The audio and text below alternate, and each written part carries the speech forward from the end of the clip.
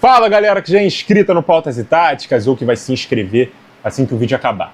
A análise retrô de hoje é sobre o Tottenham, vice-campeão europeu, sob o comando de Maurício Pochettino, técnico que revolucionou o clube, transformando em uma das principais forças da Premier League desde sua chegada, brigando pelo título em 15-16, ficando na terceira posição, vice-campeão em 16-17, mais uma vez terceiro em 17-18 e em 18-19 conseguiu chegar a uma inédita final de Champions League.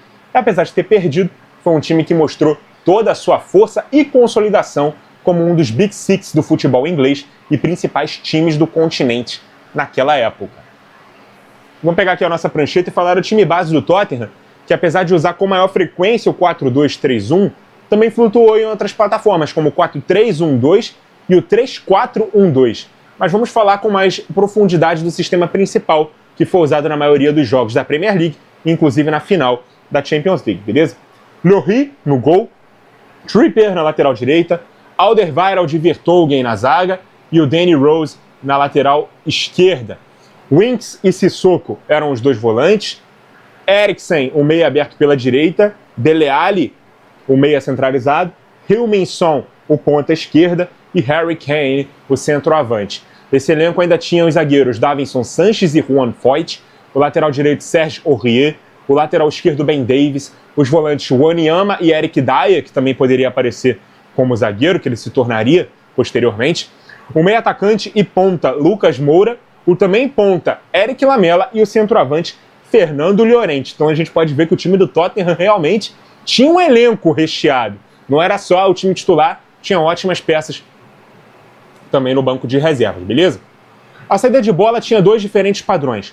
Ela podia acontecer com o Rose ficando de base junto com os zagueiros e um dos volantes se posicionando na frente da trinca na famosa saída de 3+1, beleza?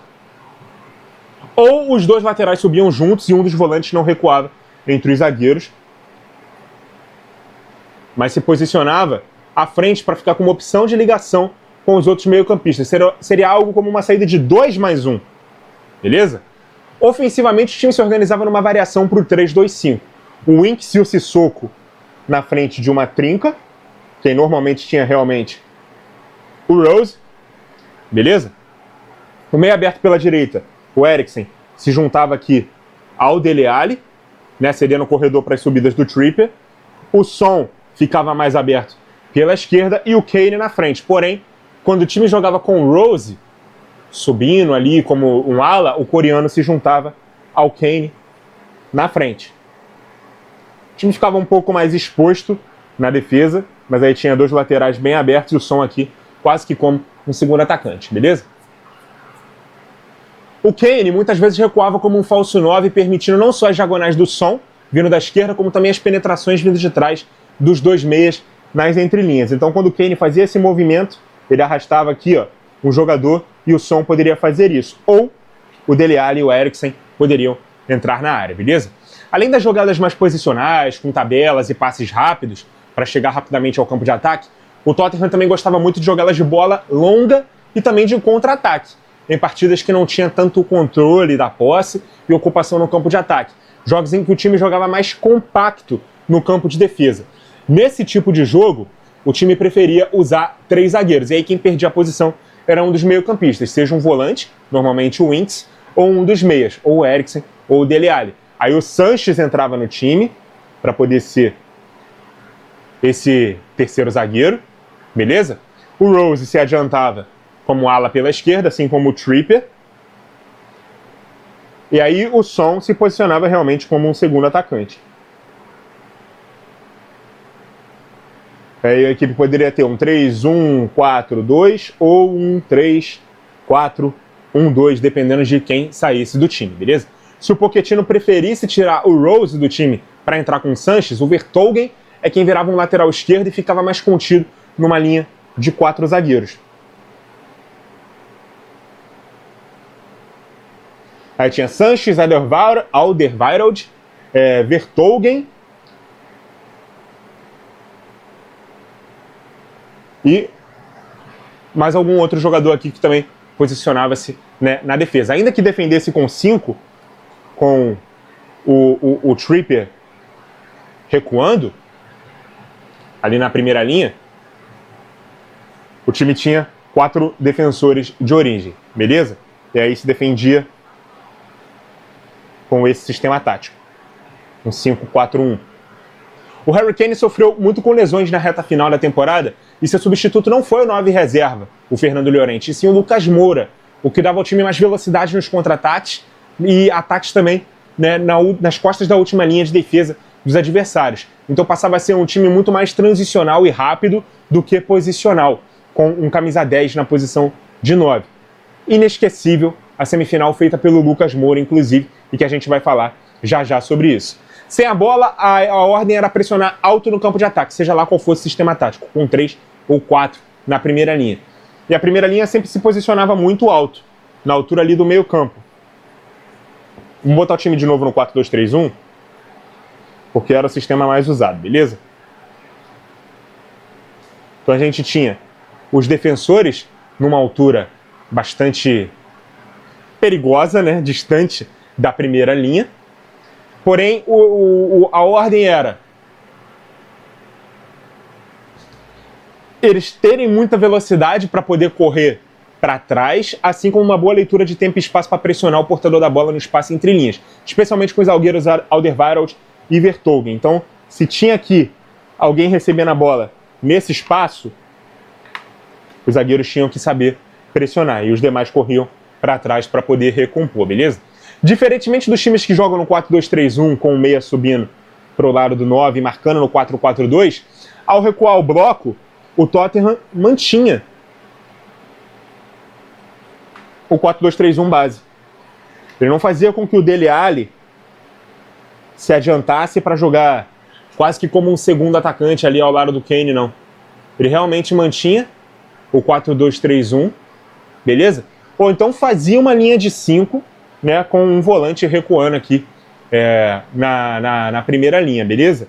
Ou ainda uma outra variação, mantinha a linha de 4 mais estreita e uma linha de 5 mais aberta na frente, com o Dele Alli marcando junto aqui com os volantes e os pontas, beleza? Assim como o Eriksen e o Son ficavam atentos ali aos avanços dos laterais adversários, enquanto o Dele Alli se juntava ao Winks e o Sissoko na proteção aos zagueiros. Se o time utilizasse 3 zagueiros, recuava sim no 5-3-2.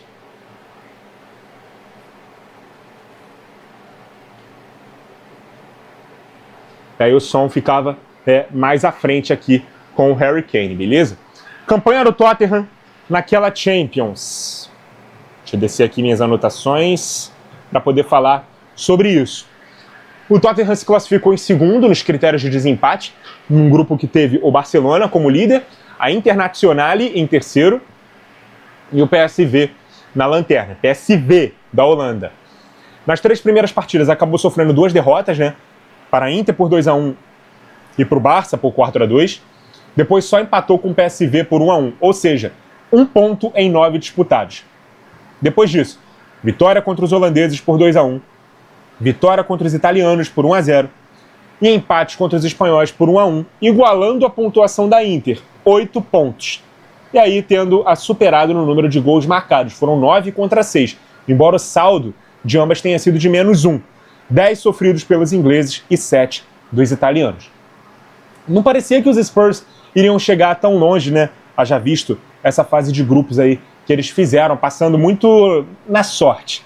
Mas nas oitavas o adversário foi o Borussia Dortmund, 3-0 na ida em casa e 1-0 na volta, 2 vitórias. Nas quartas, confronto doméstico contra o Manchester City, que era muito, muito, muito favorito. Vitória em casa dos Spurs por 1-0 no seu novo estádio. E apesar da derrota, um jogo maluco, por 4-3 no Etihad Stadium, o time acabou se classificando pelo critério do gol fora de casa. Quem viu esse jogo vai lembrar que o Sterling, inclusive, teve um gol nos minutos finais, que seria o da classificação do City, e acabou sendo anulado para a sorte do Tottenham. Nas semis, o inacreditável duelo contra o Ajax, que tinha eliminado Real Madrid e Juventus, e tendo vencido o primeiro confronto em Londres por 1-0. Não satisfeito, o Ajax abriu 2-0 em Amsterdã e só um milagre classificaria o Tottenham. Milagre produzido pelo Lucas Moura, que marcou 3 vezes e também no critério do gol fora de casa, classificou os Spurs para sua primeira final europeia na história. Quem não viu a narração do Jorge Igor desse jogo, eu recomendo que veja assim que o vídeo acabar, beleza? Procura lá. Jorge Igor, Lucas Moura, Tottenham e Ajax, Champions League 18 e 19. Qualquer uma dessas palavras-chave aqui, você vai com certeza cair na narração do Jorge Igor, na TNT Sport, dessa partida.